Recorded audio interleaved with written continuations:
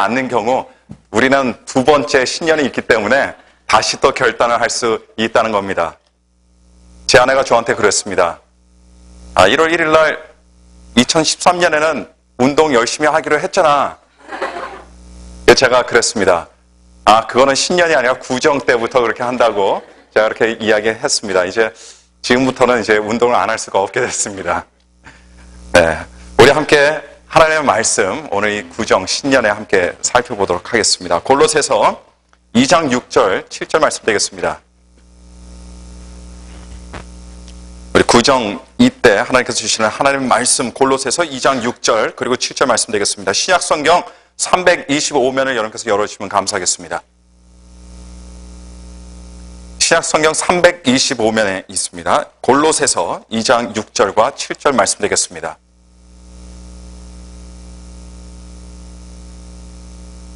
골로새서 2장 6절과 7절 말씀 다 찾으신 줄로 알고 제가 봉독해 드리겠습니다. 그러므로 너희가 그리스도 예수를 주로 받았으니 그 안에서 행하되 그 안에 뿌리를 박으며 세움을 입어 교훈을 받은 대로 믿음에 굳게 서서 감사함을 넘치게 하라. 아멘. 사람들 누구나가 이 세상에서 나름 꿈들을 가지고 살아갑니다. 어떤 인생의 포부를 가지고 살아갑니다. 그리고 잘만 하면 이 땅에서의 우리 삶이 정말 장밋빛 인생이 될 수도 있을 것이라는 이런 막연한 생각을 가지고 있는 경우들이 굉장히 많습니다. 하지만 우리가 기억해야 할 사실 한 가지가 있는데요. 그것은 우리가 살아가는 이 사회는 많이 병들어 있는 사회라는 겁니다. 병이 들어서 시들시들한 닭마냥 그런 모습을 하루하루를 그런 모습으로 매일을 보내고 있는 것이 바로 우리가 살아가는 우리 인간들의 세상, 우리 인간들의 사회라는 겁니다. 현대도시의 현대사회의 그 도시 밤거리를 보면요, 참 휘황찬란합니다.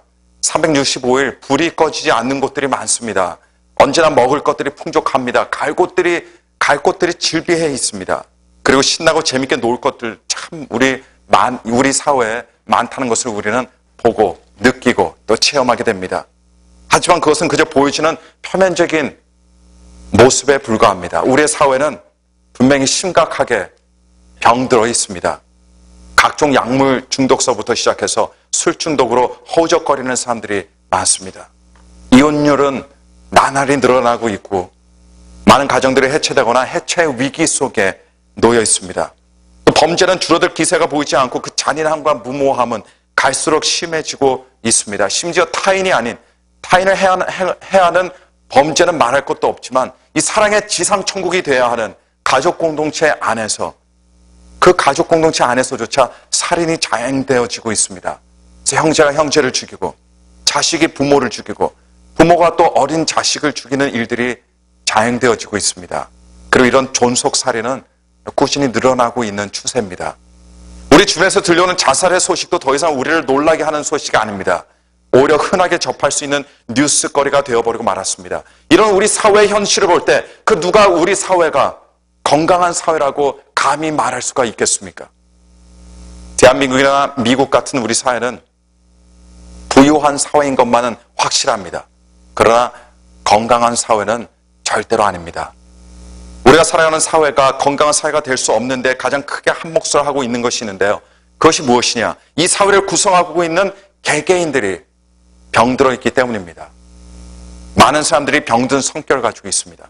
병든 성향, 병든 욕구, 병든 마음을 가지고 살아가고 있을 뿐 아니라 부지부식간에 그런 병들을 우리 주변 사람들이나 자식들에게조차 물려주고 또 물려주고 있으니 우리 사회병이 더 심해지지 않을 수가 없다는 겁니다. 며칠 전에 신문을 보니까 대한민국의 초등학생, 중학생, 고등학교 학생들 가운데 100만 명이 넘는 학생들이 정신건강에 대해 지속적 관심이 필요한 관심군이라는 그런 기사가 나왔습니다. 개중에는 22만 명이 전문가와 심층 상담이 필요하고 그리고 나가서 정신과 치료까지 필요한 그런 주의 군인 것으로 조사되었다고 합니다. 자, 이 말이 무슨 말입니까? 10명 중에 2명이 정신적으로 작고 큰 문제가 있다는 겁니다. 10명 중에 2명입니다. 현대사회는 분명히 병이 든 사회입니다. 어떻게 보면 지금 자라는 아이들이 사실 병이 들 수밖에 없는 그런 사회 구조 속에 우리가 살아가고 있는 것도 이것 또한 사실입니다. 극심한 경쟁 사회에서 서로가 서로를 끊임없이 비교만 하고 동시에 비교를 당해야 하는 이런 분위기 속에서 우리는 항상 다른 사람들을 이기도록, 다른 사람들보다 앞서 나가도록 그렇게 어릴 때부터 세뇌되어져서 자라고 있습니다. 이런 사회의 미래가 여러분 얼마나 밝겠습니까? 얼마나 인간미가 넘치는 사회가 되겠습니까? 현대 들어서 우리 현대인들의 생존을 위한 핵심 키워드가 된 단어가 있습니다. 현대 사회에서는 이 단어를 피해갈 수가 없습니다. 이 단어를 무시할 수가 없습니다. 그 단어가 뭘까요? 그것은 바로 성취라고 하는 단어입니다. 현대인들은요, 뭔가를 성취해야만 합니다. 그것도 꾸준히 성취하는 인생을 살지 못하면 이 사회에서 인정받을 수가 없어요. 떳떳하게 어깨를 펴고 살아갈 수 없는 사회가 바로 우리가 살아가는 사회입니다. 자기의 정체성 또한 내가 어떤 학교를 나왔고 어떤 일을 하고 있고 나의 스펙이 어떤 것인가에 따라 좌우되고 있는 그런 실정입니다. 그래서 현대사회에서 내가 누구인가라는 질문에 내가 무엇을 성취했는가라는 것을 떠나서는 이야기할 수가 없는 겁니다. 다른 사람들은 우리에 대해서 관심이 없어요. 단지 우리가 무엇을 이루었냐에만 관심이 있는 것이 우리 주변의 사람들이요, 또 바로 우리의 자신의 모습입니다. 2013년은 미국의 언론사들에게는요, 악몽 같은 해가 될 것이라고 모두가 그렇게 추정하고 있습니다. 연초부터 미국 대표 언론사인 뉴욕타임스와 워싱턴 포스트, 타임즈 등이 아주 강도 높은 구조조정에 돌입하기 시작했습니다. 이 시청률 하락에 허덕이는 CNN 방송도 처자식만 빼고 다 바꿔야 한다는 그런 각오로 2013년을 새롭게 시작했습니다. 이들이 눈에 불을 켜고 이루려고 하는 것이 무엇이냐? 그건 바로 성취입니다. 다각적으로 변하고 달라지는 이 시대의 언론사들은 예전의 성취를 이루지 못하면 그들이 결국 발붙일 곳이 없다라고 판단하고 있기 때문입니다. 지금 우리 현대사회에서는 과거의 어느 때보다도 성취라는 것이 모든 것을 좌우하고 있습니다. 그래서 뭔가를 얻는 사람은 그 사람은 어떤 사람이에요? 뭔가를 성취하는 사람입니다.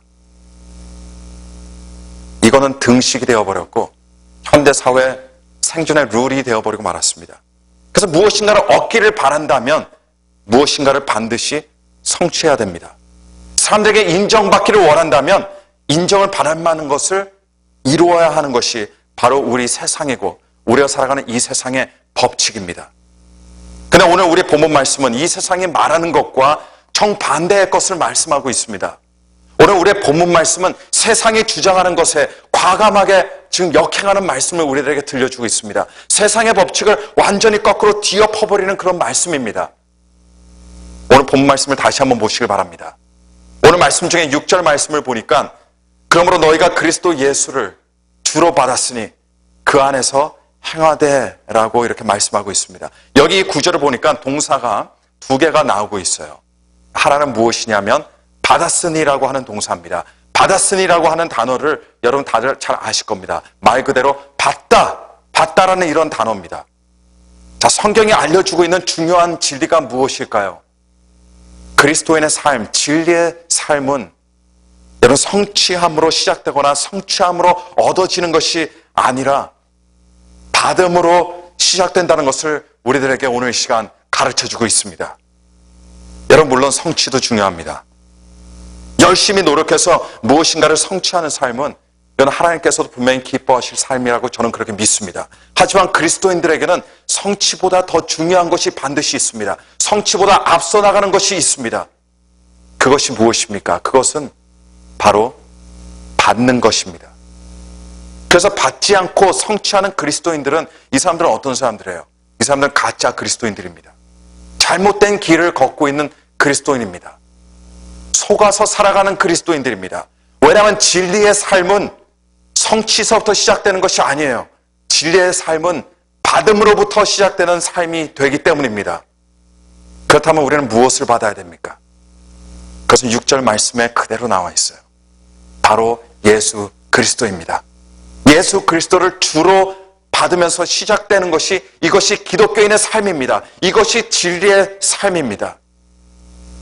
하나님의 모든 자녀들은 예수 그리스도를 주로 받음으로 시작이 되고 있습니다. 우리 신약 성경의 사복음서들 중에 하나인 요한복음은 그 시작하는 첫 장서부터 1장서부터 사람들의 문제와 사람들의 죄와 사람들의 과오가 무엇인지를 정확하게 지적함으로 시작되고 있습니다. 요한복음 1장이 고발하는 사람들의 치명적인 죄가 무엇인가라고 했을 때 그것은 무엇이냐? 사람들이 하나님이신 예수 그리스도를 영접하지 않았다는 겁니다. 요한복음 1장 1절 11절 말씀을 보시면요, 예수 그리스도께서 자기 땅에 오매 자기 백성이 영접치 아니하였더라라고 말씀하고 있습니다. 그리고 그 다음 절인 12절에 보시면요, 영접하는 자, 곧 그 이름을 믿는 자들에게는 하나님의 자녀가 되는 권세를 주셨다라고 이렇게 말씀하고 있는 겁니다. 이것들이 무엇을 의미하고 있습니까? 진리의 삶은 받음으로 시작된다는 겁니다. 예수님께서 활동하시던 당시에 바리새인들이라고 하는 사람들이 있었습니다. 이 바리새인들은 종교적인 사람들이었어요. 근데 이 사람들은요, 성취의 삶을 지향했습니다. 종교적 의무를 완수하고 성취하는 것을 통해서 그 사람들 자기가 의롭게 될 것이라고, 자기 자신들이 행복하게 될 것이라고, 그리고 구원을 받게 될 것이라고 이렇게 생각하고 있었습니다. 예수님께서 이 땅에 오셨을 바로 그때에도 그들은 여전히 종교적 의무를 지키고 있기에 바빴습니다. 그들은 여전히 종교적인 율법을 지키려고 부단히 노력하던 사람들이었습니다. 이 사람들이 바리새인들이었습니다. 그러나 그들은 그렇게 성취하려고 하면서 무엇을 하지 않았습니까? 예수님을 받아들이지 않았습니다. 예수님을 영접하지 않았다는 겁니다.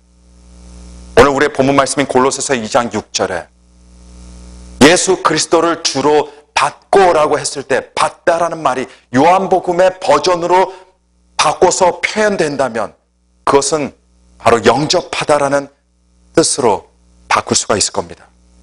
기독교의 진리, 구원의 진리는 여러분 성취가 우선이 되는 것이 절대 아닙니다.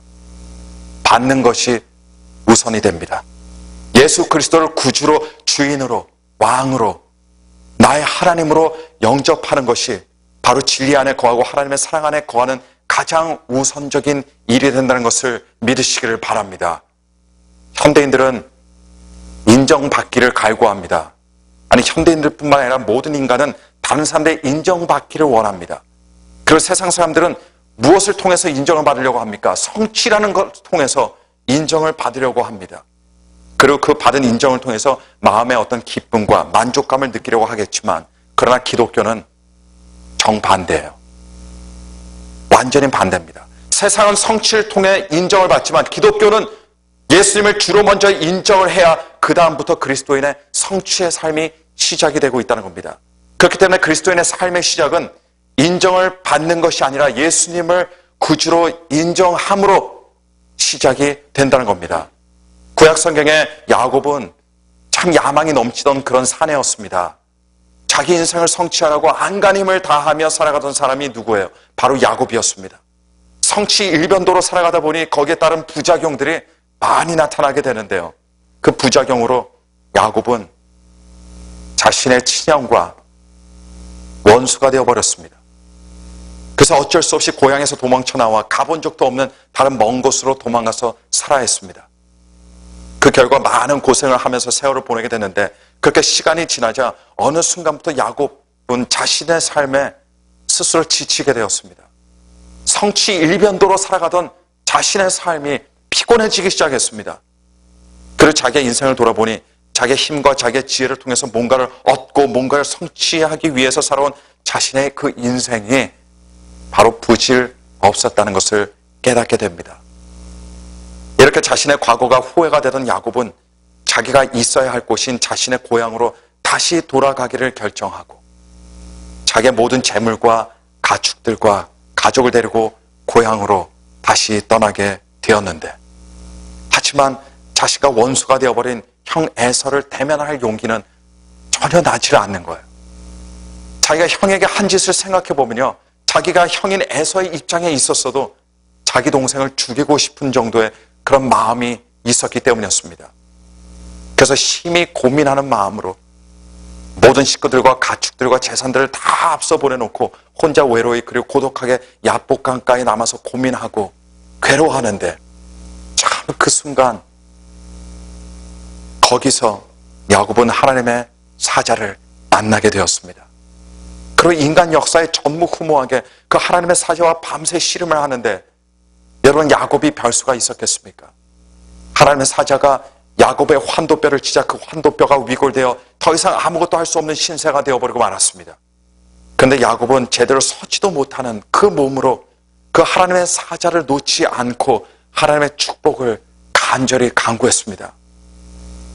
바로 그 순간 하나님의 축복을 자신이 받지 않는다면 나는 이 자리에서 죽겠습니다.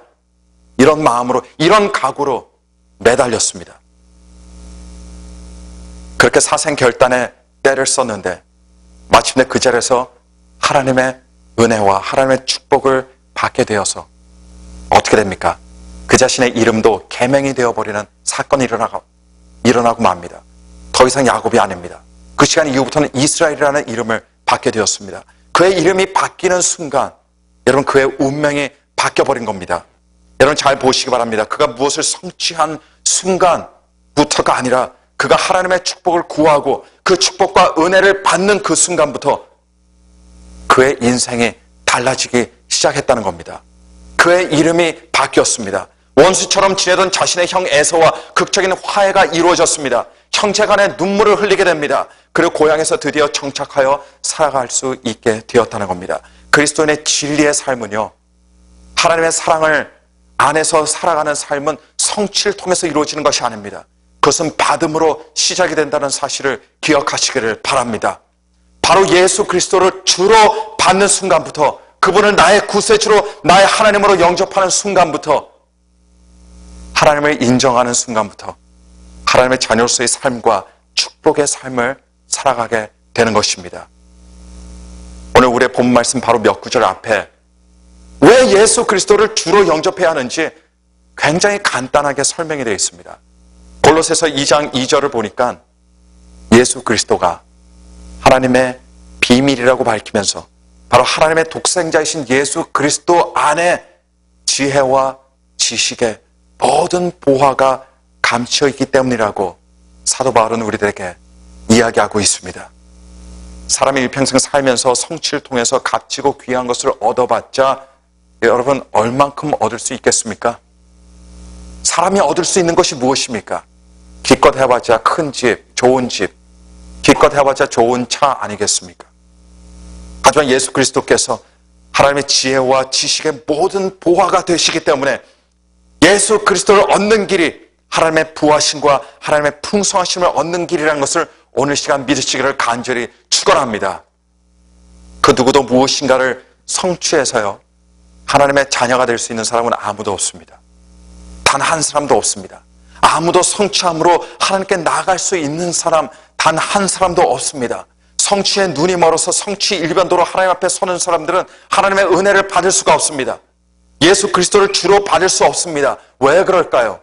왜냐하면 성취하려고 하는 사람의 손을 보시면요, 그들의 손은 항상 닫혀져 있기 때문입니다. 뭔가를 잡으려고 뭔가를 성취하려고 하다 보니까 손이 항상 이렇게 닫혀져 있습니다. 이것이 성취하려고 하는 사람들의 특징입니다. 그러나 닫혀있는 손은, 굳게 닫혀있는 손은 하나님께 받을 수 있는 은혜가 하나도 없는 겁니다. 하나님의 은혜가 없어서가 아니에요. 내 손이 펴져 있지 않기 때문입니다. 내 손이 열려져 있지 않기 때문인 겁니다.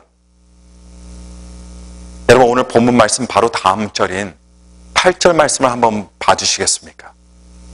8절 말씀 보니까 전반부에 누가 철학과 헛된 속임수로 너희를 노략할까 주의하라 라고 이렇게 말씀하고 있습니다. 골로새서가 쓰여질 당시에 분명 그리스도인들이 조심해야 할 사상들이 있었고 잘못된 가르침들이 있었습니다. 잘못된 믿음들이 있었습니다. 정확히 사도 바울이 어떤 사상이나 어떤 가르침을 염두에 두고 지금 이 말을 했는지 딱 꼬집어서 단정할 수 있는 사람은 없습니다. 그러나 오늘날 우리를 속이는 거짓말 중에 하나가 그것이 무엇입니까?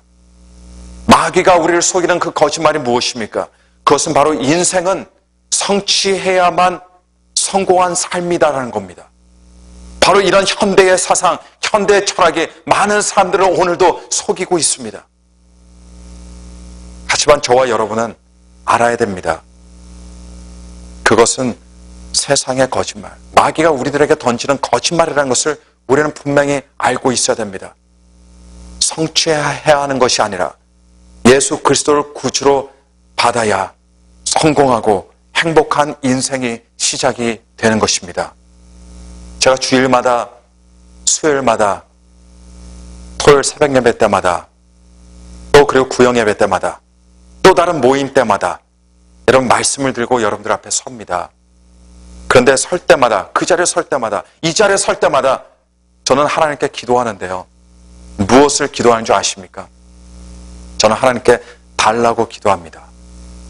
이제 사람들이 교회로 모여들 텐데 하나님, 저는 이 자리에 나온 사람들에게 하나님 줄 것이 없습니다. 하나님께서 먼저 제게 주셔야지 제가 그들에게 하나라도 줄 수가 있습니다. 제게 주십시오. 여러분, 여러분들께서는요, 저한테 받으실 것이 없습니다. 하나도 없어요. 그래서 저도 제 것을 드리고 싶지도 않습니다. 왜냐? 솔직히 드릴 것이 없어서 그렇습니다. 제가 드려봤자 좋은 거 드릴 수 있으면 기쁨으로 드리겠지만, 그러나 제가 가지고 있는 좋은 것, 가장 좋은 것이라고 하더라도 사실상 좋은 것은 없습니다. 제가 여러분께 드려봐야 뭘 드릴 수 있겠어요? 인간의 것을 드릴 수 있는 거 아니겠습니까? 인간의 것 어차피 썩어질 것, 없어질 것, 사라질 것, 이거 드려서 뭐 하겠습니까? 그렇기 때문에 저는 하나님께 그렇게 기도하는 겁니다. 하나님, 제게 주십시오. 하나님께서 제게 주시지 않으시면 제가 줄 것이 없습니다. 저는 하나님께 받지 않으면 저는 빈털터리가 되고 마는 겁니다. 돈이 없어서가 아니에요. 다른 물질이 없어서 빈털터리 되는 것이 아닙니다. 하나님께서 제게 은혜를 주시지 않으시면, 사랑을 주시지 않으시면, 진리를 가르쳐 주시지 않으시면 저는 그야말로 빈털터리가 됩니다. 이런 각오로 하나님께 기도를 합니다. 여러분, 우리는 받아야 하는 존재예요. 받아야 됩니다. 왜냐하면 우리는 사람이기 때문입니다. 사람이 언제 잘못되는 줄 아십니까? 가장 크게 언제 잘못되는 줄 아세요? 받아야 할 것을 받지 못할 때 잘못되는 겁니다. 우리의 자녀들이 왜 잘못됩니까? 받아야 하는데 받지 못해서 잘못되는 경우들이 굉장히 많다는 겁니다. 사람은 받아야 됩니다. 애기, 부모의 사랑을 받아야 돼요. 자녀들, 부모의 그 허그와 안아줌과 뽀뽀와 관심과 사랑과 애정과 이런 걸 다 받아야 됩니다. 사람은 상처를 받으면서 살아가게 돼 있어요. 그러나 그 상처는 언제 극복이 되고 치유가 됩니까? 뭔가 받을 때 치유되고 극복이 되는 거예요. 그러나 상처를 받고 나서도 여전히 받지를 못하면 그 상처는 그 사람 마음에 영원히 남아있을 수밖에 없다는 겁니다. 우리 인간은 받아야 하는 존재입니다. 받아야 돼요. 그러나 반대로 하나님께서는 어떤 하나님이십니까? 우리 하나님께서는 주시는 하나님이십니다. 한두 가지 좋은 것을 주시는 하나님이 아니세요. 그냥 구원만 시켜주시는 하나님이 아니십니다. 야고보서의 말씀을 따르면 하나님께서는 각양 좋은 은사들과 완전한 선물들을 주시는 하나님이신 겁니다. 그리고 그 하나님께서 바로 우리들에게 독생자이신 예수 그리스도를 구주로, 주인으로 우리들에게 주시게 된 것입니다. 여러분, 받으시길 바랍니다. 받는 사람이 부유한 사람이 되는 거예요. 성취한 사람이 부유한 사람이 되는 것이 아닙니다. 여러분, 주변을 보시기 바랍니다. 세상적으로, 사회적으로 많이 성취한 사람들, 물질적으로는 부유할 수는 있습니다. 그러나 그런 사람들의 인생이 얼마만큼 부유하겠습니까? 부유한 사람인데 그 사람의 심령도 마음도 부유하다. 그것은 그 사람이 이루었기 때문에, 성취했기 때문에 부유한 것이 아닙니다. 예수 그리스도를 구주로 영접하고 구주로 받았기 때문에 그 사람의 인생이 풍요로워진 겁니다. 여러분, 하나님의 은혜를 받으시길 바랍니다. 하나님의 선물이신 예수 그리스도를 구주로 먼저 받으시기를 바랍니다. 성취는 그 다음입니다. 이제까지 우리는 6절에 나오는 두 개의 동사들 중에 첫 번째 동사, 받았으니에 대해서 살펴봤습니다. 이제는 두 번째 동사를 한번 살펴보도록 하겠습니다. 6절의 두 번째 동사는 여러분 무엇이 되겠습니까? 6절 말씀을 다시 읽어보겠습니다. 그러므로 너희가 그리스도 예수를 주로 받았으니 그 안에서 행하되라고 이렇게 기록하고 있습니다. 그래서 두 번째 동사는 뭐냐? 바로 행하되라고 하는 단어입니다. 행하다라는 헬라어 단어는요, 무엇을 하다라는 뜻이 원래는 아니에요. 직접적으로는 간접적으로는 그 의미를 가지고 있지만 본래 행하다라고 하는 단어는 어떤 단어냐면요. 걸어가다라는 단어입니다. 그래서 직역을 하게 되면 어떻게 번역할 수 있냐면 그 안에서 걸어가되라고 이렇게 번역할 수 있습니다. 걸어가는 것이 무슨 뜻입니까? 동양이나 서양에서나 인생을 사는 것을 뭐라고 표현합니까? 인생을 걷는다. 인생의 길을 걷는다라고 이렇게 표현을 합니다. 그렇습니다. 걷는다는 것은 바로 인생을 살아가는 것, 즉 우리 사람들의 인생살이를 의미하고 있습니다. 그리스도인의 진리의 삶이 예수 그리스도를 주로 영접하는 것으로 시작이 된다면, 성취하는 것이 아니라 예수 그리스도를 주로 영접하고 받아들이는 것으로 시작된다면 그 다음에는 주로 영접한 예수 그리스도 안에서 으로 진리의 삶이 무르익게 됩니다. 맺게 되는 것입니다. 그렇다면 왜 우리가 예수님을 받은 것으로 부족해서 예수님 안에서 살아가야 됩니까? 답은 굉장히 단순해요. 왜냐하면 예수님 안에 있을 때만이 우리가 지속적으로 하나님의 각양 좋은 은사들과 모든 완벽한 하나님의 은혜와 선물들을 계속해서 공급받을 수 있기 때문인 것입니다. 물고기는 물 밖을 나와서는 살 수가 없습니다. 물고기가 물에서 나오는 순간 그 물고기는 어떻게 됩니까? 해가 되어서 사람들의 밥상에 차려지게 되는 겁니다. 호랑이가 숲을 떠나서 정글을 떠나서 살 수 없습니다. 호랑이는 그렇게 만들어지지 않았습니다. 호랑이가 숲을 나와 도시로 가는 순간 그 호랑이는 이제 동물원 철장 신세가 되어버리는 겁니다. 그리스도인들에게 정말 큰 문제가 생기는 경우들이 언제예요? 바로 예수 그리스도 안에 있지 못할 때입니다. 예수 그리스도 안에 있을 때 우리에게 닥쳐오는 고난이 와도 우리가 견딜 수 있고 참을 수 있고 오히려 전화위복이 되어서 우리에게 큰 축복이 될 수 있습니다. 우리에게 기쁨이 될 수 있습니다. 그러나 작은 고난이라도, 작은 문제라도, 작은 일이라도 예수 그리스도 밖에 있을 때 우리에게 찾아온다면 그는 우리의 허리를 꺾어버리는 불행한 일로 우리에게 다가오게 되어 있습니다.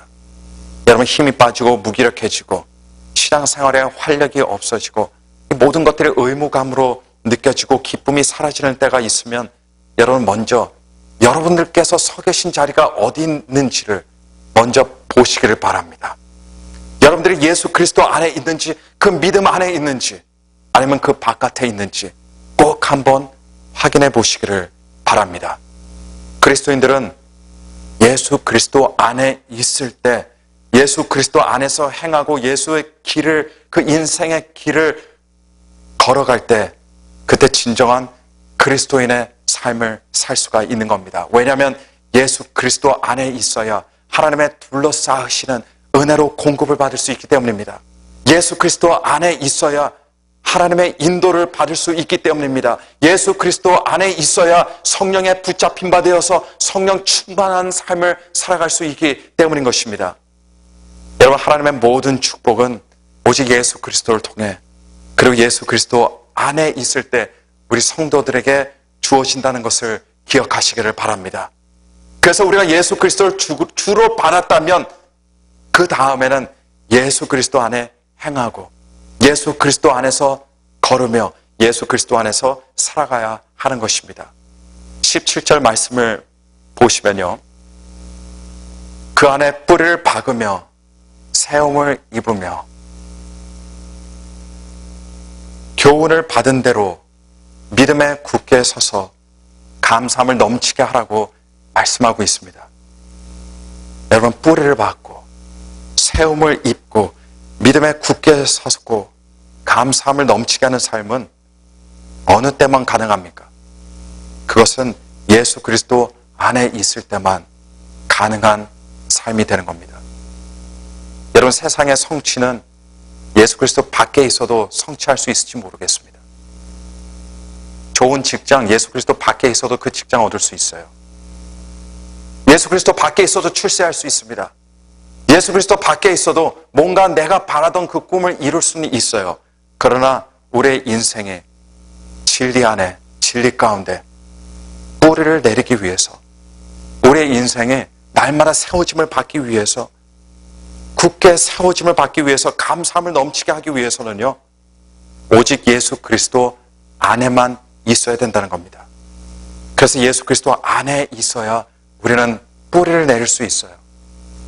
주중에는 세상의 영역에 살다가 주일날만 예수님 안에 들어오려고 하는 분들, 예수 그리스도 안에서 뿌리 내릴 수가 없습니다.